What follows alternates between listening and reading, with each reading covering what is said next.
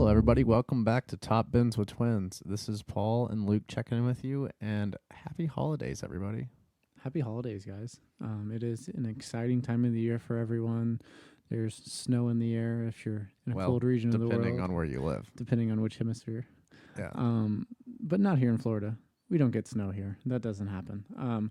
So we hope that you guys are enjoying the time with loved ones, friends, family, whatever it may be. But just really try to enjoy that time. If you're working, try to take some time away from work. Get out of there, get some fresh air, recharge those batteries, and get ready. Get ready for a all new year coming our way starting in January. Hashtag touch grass. Hashtag touch grass. It's a good intro. Right, there. Luke? I like Right? that. Yeah. Well, we've had some really impactful FPL performances as of late. And I think Paul and I want to lay out our 10 takeaways from FPL going forward for Game Week 18 that we want to share with you all. So we're going to dive into that.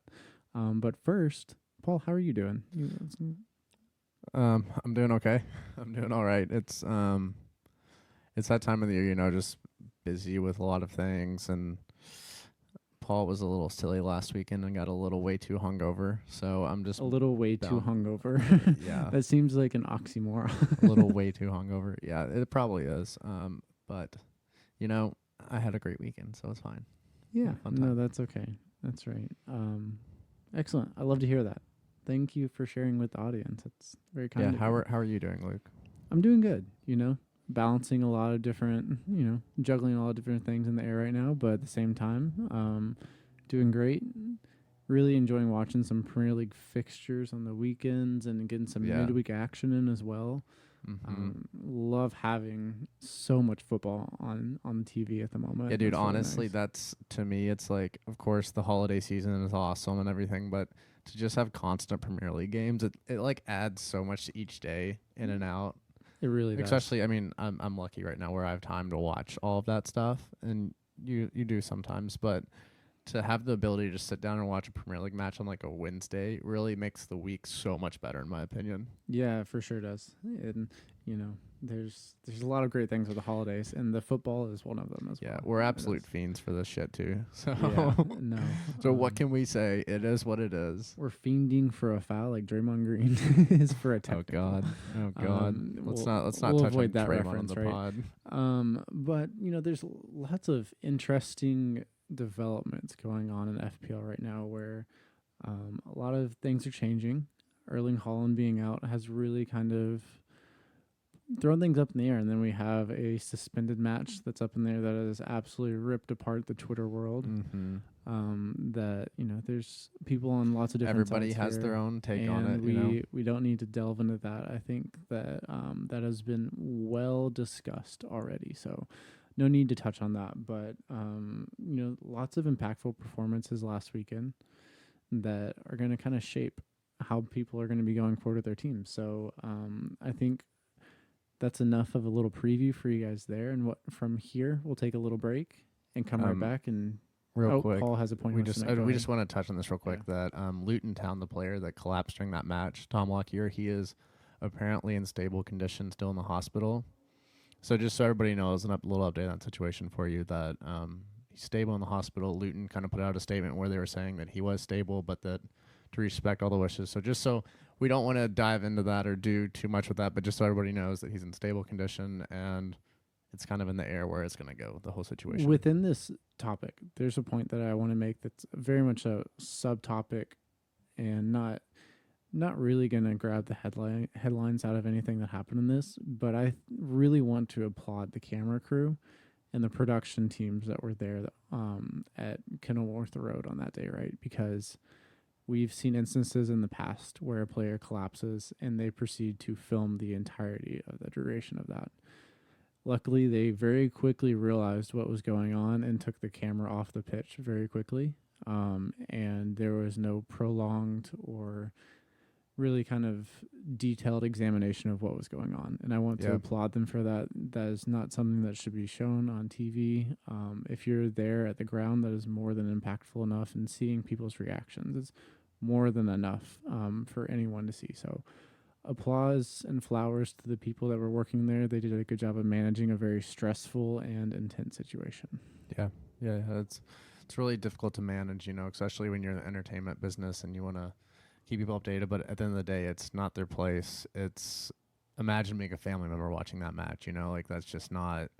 Very true. And That's not we learned something this you want to consider with Christian Eriksen as well, right? Mhm. There was a huge backlash. The production Deservingly and so. camera crew, I believe it was ESPN that was filming the entirety of that. Yeah, I think it was the Euros match, right? Or it was Euros qualifier, maybe. Yeah. And that was handled very poorly. And hopefully from then on, everyone has learned and is much more respectful and mindful of being in a stressful situation such as that. Yeah. Well, Luke, let's touching that. Let's just kind of take a little break, and we'll be back, and we'll get to the 10 topics we want to talk about. That sounds great. Let's do it. All right, everybody, welcome back. We are gonna talk about 10 topics that kind of are mainstay ideas about the Premier League this year. And Luke, the first thing we're gonna talk about is Man City. I am terrified about what's going to happen whenever Man City gets fully healthy. Let's provide further clarification. Why are you terrified? From what perspective are you terrified? There's also a couple perspectives that from an FPL perspective, I'm just excited to have De Bruyne back because I think that means Haaland is going to be even more, he's going to turn into a psycho robot like he was last year where he just has easy chances, finishes everything. Because this year, I mean, it's substantial. Like, you can see that Haaland has had a dip in form compared to last year. There's no question about it. He has. He's not on a record pace to break records. He's still, he's a nailed on FPL asset, obviously. He's the second highest point scorer, sorry, for lack of a better word, in all of FPL. But the simple fact is that he also has been wasteful in moments this year. He's also been a little more hurt. Last year, he didn't really have the injury concerns. Paul, Erling Haaland is no longer the second highest scorer in FPL. That title has gone to Son for runner. So he's third right now. Salah is currently sitting on 130 points.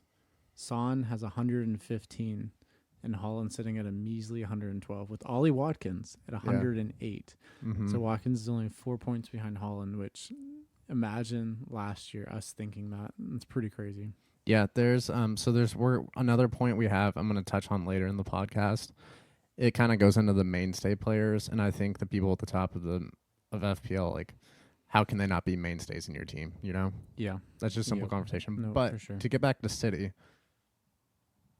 I think whenever we see the City team, like, they've been very disjointed. They've dropped points in moments they shouldn't have, like, a.k.a. last week against Crystal Palace. They're up 2-0, and they give up 2 goals in the second half to Palace. Like, that really, to me, should not happen with a City team against Palace. It just shouldn't occur. Do you disagree? Agree that, like... Oh, I completely agree. I think City, it shouldn't happen. City were playing with their food. They were not clinical in taking their chances, and they're also a little, to me, it felt a little passive, right? Yeah. I think it goes back into being clinical, but at the same time, I don't think they were trying to be ruthless in their attack of Crystal Palace, because in the first 60 minutes of the match, 70 minutes, it didn't feel like Palace had any sort of threat at all, right? Outside of Ederson almost being sent off, getting a straight red for a challenge on Mateta that probably should have been given as red, but let's not get into that. So I really feel like City have a huge issue on their hands, right? Getting Kevin De Bruyne back is very important, but we continually see over and over that their defense is breachable, and it can be breached in one attempt. It's like one shot, one goal. It's crazy. It happens too often for it to not be something substantial and something they should be worried about. I do wonder if there's a part of Pep that is considering moving to more, removing an attacker and putting another holding midfielder in, right? Provide that backline a little bit more protection and really keep those counters from attacking so aggressively and occupying that space where they're usually giving up really high XG opportunities.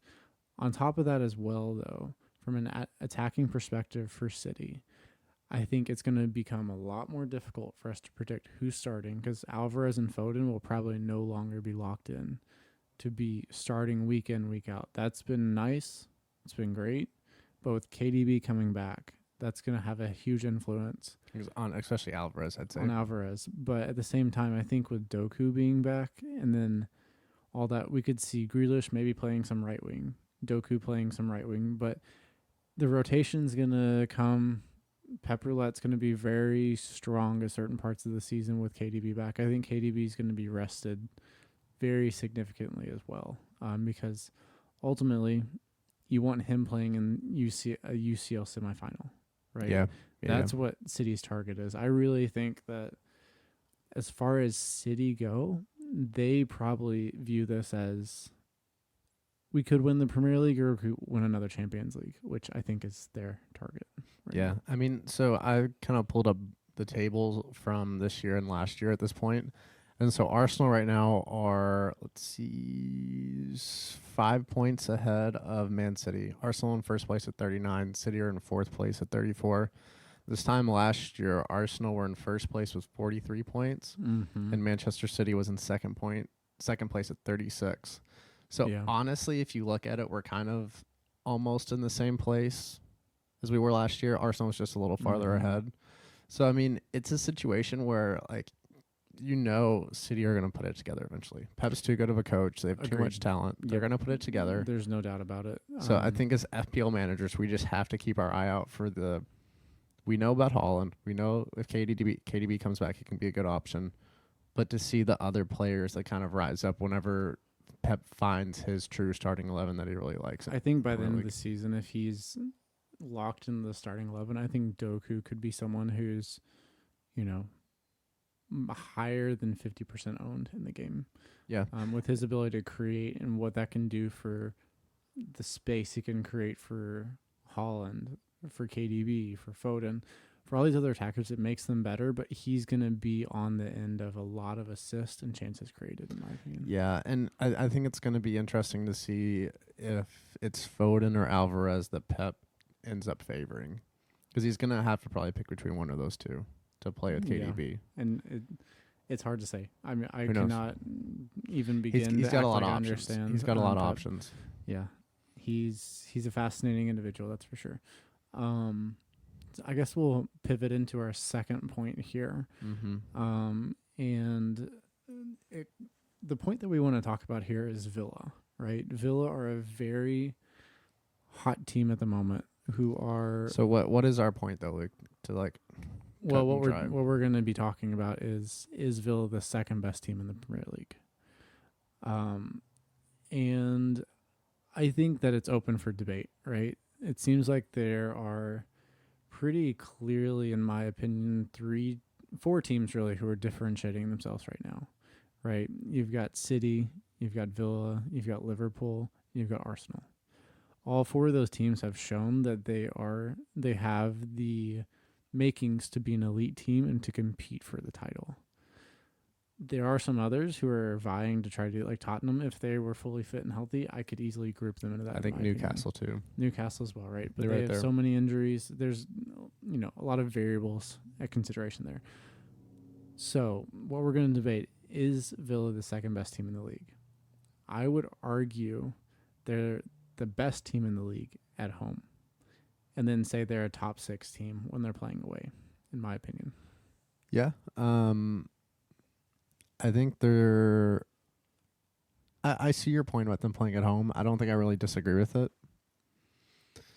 But to me, if you're the second best team in the league, it has to be both home and away. That's why I'm saying they're not the second best team in the league. You don't think they are actually second? I don't think they're the second best. I think City's 1, Arsenal's 2, and even I think 3rd and 4th are interchangeable. And I think Spurs could beat any team in the league on any given day. Yeah, that's true. With how attacking they are, it just depends on if they can withstand opponent's attack. But they could score 4 or 5 on anyone in the league, in my opinion. Yeah, I agree. Except for maybe City. I think that matchup is really difficult for them. Mm-hmm. But back to Villa. Villa are incredible at home. I really think that what Unai Emery has built there, their system and their way of facilitating the ball, playing in a very progressive mindset, has been great for them. Yeah. And really allows them to dominate games and dominate other top competition as well. So at home, I can see them beating literally anyone, as they've already demonstrated. But going away, say it's a cold Tuesday night at the Etihad, I think they could still get thrashed, right? Especially with that high line. If City and Guardiola develop a, very well-rounded game plan for them. Yeah, which they easily can do. So it's possible. Yeah, I think I kind of agree with you, like that whole segment. Do we want to go to our third? Yeah, sure. Yeah, go ahead. Okay, number 3 is the is poor guy, but Darwin Núñez is still too unreliable as an FPL asset. And honestly, I'm just gonna ISO here for Luke and let Luke talk a little bit because he brought him in 4 weeks ago? Too long ago, and he's been in my team for too long already. Luke's been in the trenches with Darwin. I really don't want to swear on the podcast, but you can. You're allowed to. It's just so frustrating. Darwin is one of those players where you watch him play, and he looks good, right? He just looks like he has all the attributes, and then he can't put the ball in the back of the net. Yeah. It just it does not click for him yet. And I'm not saying it never will, but you do have to think that there's the data. Like let's think about the data, right? When he was at Benfica, he vastly underperformed his XG before his last season there. And then while he was at Benfica, his last season, vastly overperformed his XG. And then the 2 last years with Liverpool, he's vastly underperformed his XG. 3 out of 4 years, he's underperforming his XG. So, does that tell us something? Yeah. I feel like it does. And yet, for FPL, we always come a knocking, always go to Darwin, and we just get let down. Well, I think the funny thing about it is this year, so he has 6.94 XG with 4 goals. And 2 of those 4 goals came in the Newcastle game when they were playing with 10 men, where he subbed on and he scored 2 awesome goals where I think people were like, holy shit, Darwin's here, he's arrived. And we just see time and time again that he's just not reliable enough. That's the point. Like, whenever, I think, like we always talk about in this podcast, the main thing we want in attacking FPL options is, are they going to reliably get us points over the year? And do they also at the same time have, like, a high upside ability? And obviously Darwin has the high upside ability because of performances like the Newcastle match, but he doesn't have the consistency. Well, I don't know the numbers on this, but I would love to see what his XG is minus those Newcastle chances. You said it was around 6.9 6.94 is what's the number I saw. His XG is still probably, 6.5, 6.6? Yeah. If you take out those Newcastle chances with 2 goals. Mm-hmm. That is not good. That is not. If Liverpool had an out-and-out number 9 who scored 20 goals in the season or could score more, they would be first in the league right now. No doubt about it. Yeah, there's no question, especially with how Salah's doing this year. And weird. What other striker out there could they go after that would bag them a lot of goals? There's a lot, actually. But I think Ozenheim could be a really good fit for them. No, sir. We know where he's going. He's not going to Arsenal. I think Tony will go to Arsenal. I don't know about that. Yeah. Well, the most important thing here, right, is I feel like Villa are an excellent. Wait, no, we're talking about Liverpool. Luke. I misplaced that in my head. So, Núñez, I've learned my lesson. I won't be going back unless he's able to, net multiple goals in multiple games back to back. That's what my criteria would have to be, I think. Yeah, understood. All right, Luke, do you want to introduce our 4th topic here? Yes. So whenever we're looking at team structure right now in FPL, one of the biggest things is that people are building their teams around very specific premiums. And it seems like the go-to premiums for a lot of people right now are Haaland and Salah. Now, we do need to have somewhat of a note of saying that Haaland's been out. We're not guaranteed he's going to be back for game week 19. He should be, from what we understand, unless they're vastly underselling the injury. But Salah is also leaving in game week 21 to go to AFCON. Which we'll touch on a little bit here going forward. We will. But it's very cut and dry right now. If you don't have Salah and Holland in your team, at least before the last game week, you were in big trouble, right? And I think Paul and I found ourselves in that position where it's kind of difficult to get Salah in. We missed that wild card opportunity that came around in, what was that, like, I guess like 7 or 8. Some 8 or 9, I think. 7, 8 or 9, somewhere in that window. And that was huge for a lot of people. Multiple green arrows shot up the ranks, and if you miss that, you're left holding the bag, right? There's also been other people that have countered the Salah stuff too, though. Yes, which Son is one of those big ones as King well. Son. If you captained him at the right week, then you're doing great. But the thing about Son, he's not necessarily reliable for returns every week. He's going to return, and usually if he returns once, he's going to return twice or 3 times. But sometimes he can go without points for a couple weeks. So you are correct about that, about Luke, but like I'd say most of the weeks he hasn't returned, he either was offsides with the goal or he was right there with the chance it easily could have been a goal. So I think even the eye test with Son in those weeks where he didn't return for a little bit, I was never unhappy as a manager of owning Son. Just to throw it out there for everybody. That's a fair point. I agree with that as well. But I think with Salah, you almost feel like he's guaranteed to have points at some point in the match. Whether it's jammy, whether he takes a pin. I love that word with Salah. It rings very true to me, right? That for all you FIFA players out there. Yeah, for everyone out there, right? Jammy it's a good word to use to describe certain situations. I feel like some of his were that, right? Where he kind of lucked in some returns, but then again, it's about being in the right place at the right time, and Salah always seems to be in the right place. He's basically a vulture when it comes to FPL or just scoring goals. Like I think he just circles and he knows. Like his timing is unbelievable. He knows when to show up in the right places, and he does. So you can say jammy, you can say lucky, you can say it's a skill in itself. It is what it is. But he gets FPL points, so that's a simple fact. Yeah, he's the leader. Does. So it will be very interesting to see how people navigate Son and him being gone as well. So I expect to see some, very budget teams, because why spend the funds elsewhere? Because there's really no one else that we want to invest heavily into. Yeah. KDB coming back will be an easy route for a lot of people to go. I'm not 100% sure that it's a good option at first. We kind of want him to get back into full fitness, get up to match speed, and then go from there. But I think that's an easy transition for a lot of people to make to KDB. Yeah, totally agree. So let's go to our 5th point. Okay. Yeah. So next, these are both 2 players that we'll just kind of pivot from the last one. That 2 defensive cornerstones, I think, that should be in everybody's team, which is not absolutely clear cut, but there's also ulterior options. These people, but Trent Alexander-Arnold and Trippier both just seem like players that have such a high upside in FPL. It's really hard to leave both of them out. And if we look forward, like we're kind of talking about with AFCON and then the Asia Cup going on, that the funds have to go somewhere.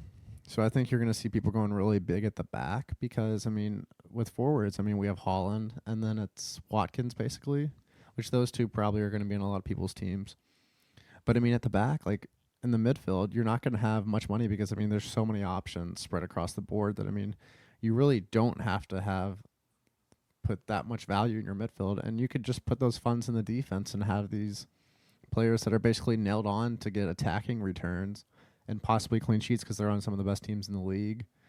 And to me, it just seems like, honestly, it kind of seems like a no-brainer if you just want points coming in throughout the whole year, Yeah, it seems like with these 2, you're getting a steady diet of points. Trent and Trippier are different, in my opinion, though, right? I think that Trippier is still a feasible price where you can still do other things in your team. With Trent, if you want to have 2 premiums as well, so say Salah and Holland. Well, so right, but so the point being, if you have Salah and Holland, it's very difficult to have Trent.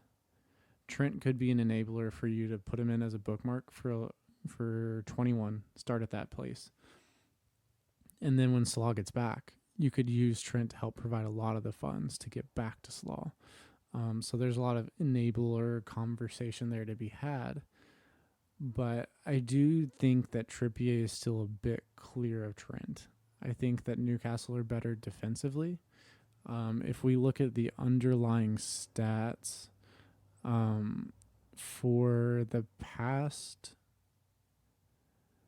whole season, Newcastle United are actually, so if we look at the underlying stats, Newcastle United and Liverpool, their XG conceded is almost parallel, right? The numbers are very similar. So it's really up to personal preference, what you think is best. But I think with Trippier being a bit cheaper, that makes him a bit more realistic, unless you're using Trent as a placeholder to get Slaw or Holland or maybe even Son back in your team whenever AFCON is on. Yeah, and I mean, all of it really depends on. I mean, like last year, I think that Newcastle and Liverpool kind of like flip places a little bit, where I think Liverpool was kind of decimated by injuries last year, and we see this year Newcastle is. But I mean, they're still managing, I think, to like stay afloat, basically in the Premier League. Like they're not where they want to be, but they're not. I mean, they're literally sixth in the table right now. So. And I mean, they're like 5 points back from fourth against Man City. So I would also expect Newcastle to have improved Premier League form because they're out of Europe, right? Yeah, The demands on the squad January window too coming up. Demands They'll probably a lot less heavy on the squad. They'll be getting players back, and really being out of Europe kind of comes at a bad time for them, frankly, because they will be getting players back. The window's open. If they could have stayed in the Champions League, man, they really could have made a push, I think, if they were still in the UCL. But nevertheless, not going to happen this season. They'll be back very soon. I think we're all sure of that. There's no question about that. So it's really interesting, right? Defenders are a really hot topic matter right now. And that kind of pivots us into our next topic of Pedro Porro. He has become a very FPL content creator popular pick, right? Dude, he's great. I fucking love him. And let's be honest, Porro's great. Anyone with eyeballs would have realized that from game week 2 or 3. Being that a lot of people are hopping on the bandwagon right now, it's great. It's awesome, but I feel like it's late in coming, in my opinion, right? Like if you watch Spurs play and realized what he's doing for them, how important he is to their attack when he inverts in, playing balls in the box. Now he's on set pieces for them. His value to Spurs is huge, and he's an incredible player, right? Even going back to, I think it was game week 5 or 6, I captained him whenever they played, I think it was Luton.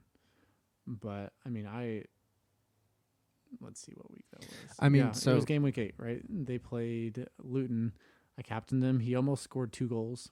Ended up with an assist and a clean sheet, so I was fine with it. No, he just got a clean sheet. But really, he's been a great player for the entirety of the season, not just the last 4 or 5 game weeks. I mean, dude, if you just look at his stats this year, I mean, like, he has so many, like, in this last game against Forest, his XG was 0.39, and his expected goals was 0.39, and expected assist was 0.34.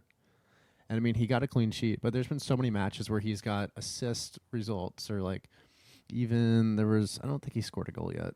He hasn't scored a goal yet, but he has a lot of weeks where he's getting 4-pointers or 5-pointers because because their defense, Spurs defense has been so eviscerated that they can't keep a clean sheet. They just give up goals at the end of matches and all these things because they're just worn out. But, I mean, whenever they get healthy and they get everybody back, it's going to be scary for people because he's going to still be doing the things he's doing going forward, and they're just going to be a fortress at the back.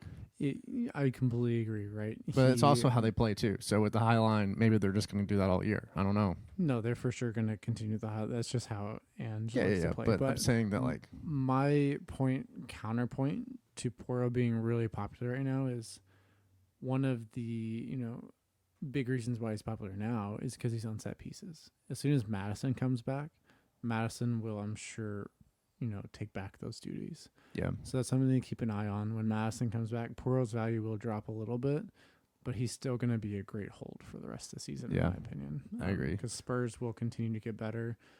They're not in European competition. They just, need to keep their players from getting red cards. That should be their main goal right now. God, it's crazy. They just can't stay away from it, Yeah, it kind of plays in the mindset, I guess, a little bit. But yeah. Do you want to take a little break real quick, Luke, and then we'll take a little break, and our final then points. we'll return with you all for our last 3 points. All right, this next segment is not going to surprise any of our listeners out there because we're going to be talking about Arsenal. Wow. Shocking Everyone with proceeds Paul on to the faint. podcast. But we're not going to do too much in-depth discussion about Arsenal. I just want to talk about their defense real quick.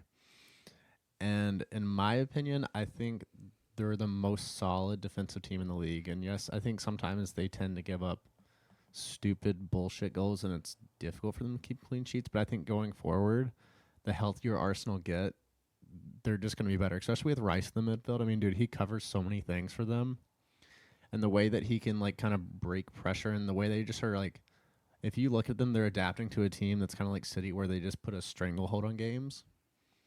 And I just think it's only going to get better as the year goes on, if they stay healthy, Yeah, from a defensive perspective, right? I think you have to look cohesively at a team to be able to have a good idea if they're going to be able to defend, keep clean sheets, all this, right? Arsenal are a team that like to keep possession. But the way they possess, a lot of it is 1v1 heavy in possession with incredible players with dribbling skills, right? So you have Martinelli isolated with his feet to the chalk. Saka. Right? Does the same Saka. thing. Odegaard's great with the ball at his feet. Rice is really great at carrying the ball forward. Havertz, someone who was not talked He's about growing, at the man. beginning of the season. He's really good with the ball at his feet as well and making those runs off the back of defenders. Stretch the back line, put a lot of pressure, and really make teams put in energy and effort defending so that whenever they go to attack, they don't have the reserves. They don't have, if they're attacking in the 83rd minute, they are going to be exhausted and less likely to convert those opportunities. Yeah. With that being said, Arsenal's defense has been breached a couple times over the past 4 to 5 game weeks. Yes. It's happened. This is true. Luton, for example, they conceded 3 goals to Luton. Very low XG opportunities, that needs to be said, but they are going to still concede goals. Are they the most likely to not? I would say arguably they're up there. Okay, look, so if we're considering Arsenal defensive assets, which ones who you think are the first option, the second option? It would be Saliba and then Gabriel, because I don't know about Ben White, Tomiyasu, that's a question mark. Zinchenko, not sure if he's going to be hurt from week to week. If Timber was playing, I feel like he'd be a really good option. And then Raya. Yeah. Raya is probably, actually, in my opinion, would be Saliba and Raya would be the best picks. Okay. I think those are very viable picks, and I think that's all we need to touch on for that, honestly. I think it's pretty straightforward. The next topic that we want to talk about is how to manage your teams going into AFCON, and then also the Asia Cup too. Asia Cup as well. So the question here, right? So the two main players that most FPL managers are going to be worried about is Mohamed Salah and Heung-min Son, right? These are two very impactful players, two top 3 performers in FPL so far in total points. It'll be very interesting how people manage this.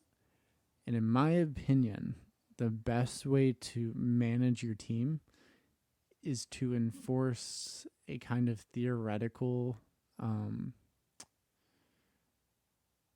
dollar cap on what you can spend so that you have the reserves to get them right back into your team whenever they're knocked out of their respective cups. I see what you're saying. So say I took Son out and then brought in Cole Palmer. I would keep that set amount of cash or even more than that so that I could necessarily go straight back to Son if I wanted to. And then from that point on, I think it would be 6 million pounds. Let's say that's Yes. the difference between the two. Mm-hmm. You keep 6 million pounds at a minimum in your bank for the rest of that time until you bring Son back in. Yeah, that makes complete sense. That's my best way to approach it. There's obviously different methodologies you could go about, but if you don't want to take a points hit, I think that's the best way to do it. Yeah, I think that's a great point. Especially, I mean, for people like me and you that have a wild card still left this half of the year, and taking that and applying that into how we're going to shape our teams going into week 20 and after, it's going to be a lot to balance. Like, do you want to take a risk on one player for like 2 weeks and then have them go, or do you just go straight into building a team without those players? So I think there's a lot of questions to balance.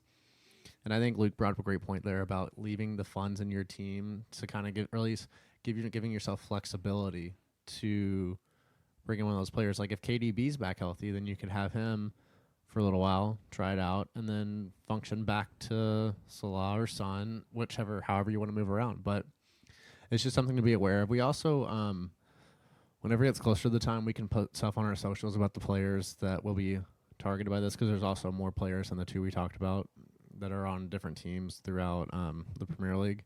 So we'll have that out on our socials so everybody kind of knows what to see, what to look for. But yeah, it's just another little hurdle we have to get over as FPL managers, and it makes the game more fun, right? Because there's more variability and more differences. Honestly, hundreds of choices that we make not week in, week out, but throughout the course of an FPL season. And some we get right, some we get wrong. But the important thing is we keep learning, and really we just try to keep getting better. So, we're all on a journey together for that at this point. And that kind of segues nicely into our next point, really, is that over the course of a season, it's easy to go for differentials and try to play with, players who could have a high ceiling, but maybe have a low floor as well. It's really important when we're building our teams to be building them with long-term viability for every player we have in that team. If you want to take a differential punt on one player in your team, sure, that's great. But it's really great if you have a team of reliable week in, week out performers that are going to get your team points. And it's something to keep in mind when you are constructing your team, because you really want those players who are going to week in, week out return, and that you can rely on without having to transfer them out if they have a tough run of fixtures. Yeah, I mean, it kind of goes back to like our typical discussions about Salah, Bowen, Saka, like these players that just consistently return. If you set them and leave them in your team, it's okay if over like 4 game weeks, if they go 5 points, 6 points, 7 points, 8 points, it's better than somebody that does 14-0-0-0, you know? Like it just depends on how you want to play the game, of course. But I think consistency over 38 weeks is more important than having 2 really good weeks out of 38, you know? Yeah, no, that's very true. So it's a marathon, not a sprint, is the moral of that whole story right there, you know? It is, right? And, we're going into game week 18 right now. There's still 20 more game weeks left. As much as it feels like crazy. It's been it feels it's been a lot longer than that. But it does. So it's something to keep in mind. And at the same time, we also need to be very mindful of strategically making our choices for the transfers that we're bringing in. Yes. Whether that is fixture, someone's in form, you think that a team's about to hit form, there's a new player brought in the January window, for whatever reason it is. We just really want to advocate for all of the managers out there to look with a long-term perspective for the players you're bringing in. Yeah, totally agree. Which is, we're going to segue to our very last point in this podcast, and that is about Dominique Solanke, that we both, I think, agree at this point, and I kind of just come around towards it, but he is the best low-budget striker at the moment in the game. I think so, right? You had Raul Jimenez was making a push for it, but then he also made he got a red karate chop type kung fu move as well. Yeah. That got him sent off. So he is no longer viable for the next 3 game weeks. Yeah. Along with Basuma, who's not going to be viable for the next 4, which is wonderful for Spurs with their injury riddled past. Yeah, that was a rough one right there. As an Arsenal fan, you might not be too upset by that, Paul. Yeah, but no, it's okay. I think overall, Dominique Solanke is a very, very fun player to watch. He's a great goal scorer, and he's propelling Bournemouth forward, right? I mean, dude, honestly, he's kind of the anti-Darwin if you look at it. I mean, he To an scored extent, 9 yeah. goals Mm-hmm. on 8.48 xG. He's very skilled, and I was going to say he's not flashy, but he does have a certain flair to his game, Yeah. right? He's very creative. Little back heel loves action to sometimes. back little heel, flicks. use some flicks, some tricks, all of those, Nice, right? nice rhyming there, Luke. Yeah, I MC in my free time. I would pay so much fucking money to see that. Yeah, that'd be interesting. But Dominic Solanke, incredible player at Bournemouth, might be making a move in January. There are a couple rumors swirling around. Arsenal also has been linked there. So something to keep an eye on. But at this point in time, he's a great player to have in your team. He's a nice enabler. And with Salah and Son still being viable for a couple weeks, it's important to have those enablers. And Solanke is the best of the best in the striker position. He is. We totally agree, Luke. Is there anything else you want to touch on? I think we kind of went to a lot of different places, but spread out some of our wisdom to the people. So I just want to share with our listeners that I'm feeling better about FPL. He has been better, I will say. The roller coaster is not as rollery right now. Oh my God. You're canceled for that statement. That's bad. But the point being, right? I feel like the clouds are parting a little bit. And as I said on the last podcast, the rise will be meteoric. And the clouds are clearing. Let's not be unrealistic here, Luke. The clouds are clearing. SpaceX is about to launch from Cape Canaveral. Everything's good. All signs are go. I'm about to take off. I'm ready. All right, you hear that from everybody? That's from an I'm optimistic primed. Luke. He is optimistic, so hopefully feeling good about it. I will. Honestly, I'm gonna talk to some people, and we're gonna try to keep Luke level here. We don't want him to be expecting him to be at a 10, because I mean, it's easy to do with FPL in general. I think for everybody to have high expectations and all this stuff, but at the end of the day, if you make the right choices and the results don't pay off, it's fine. It's part of the game. It's almost, I mean, listen, this is a sport where 11 men play 11 men or women in each whatever, and they play for 90 minutes. It's impossible to predict exactly what's going to happen.